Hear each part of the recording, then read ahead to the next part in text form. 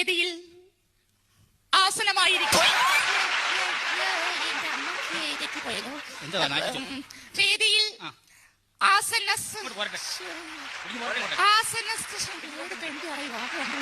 വേദിയിൽ ആസനസ്ഥനായിരിക്കുന്ന നമ്മുടെ ബഹുമാനപ്പെട്ട മന്ത്രി, മറ്റ് വിശിഷ്ടാവശിഷ്ടങ്ങൾ.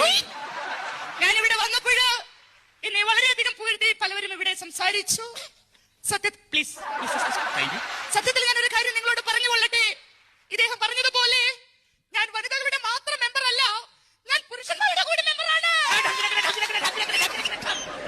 ബഹുമാനപ്പെട്ട മന്ത്രിയുടെ സാന്നിധ്യത്തിൽ എനിക്ക് അദ്ദേഹത്തോട് ഒരു പരാതി ബോധിപ്പിക്കുവാനുണ്ട്.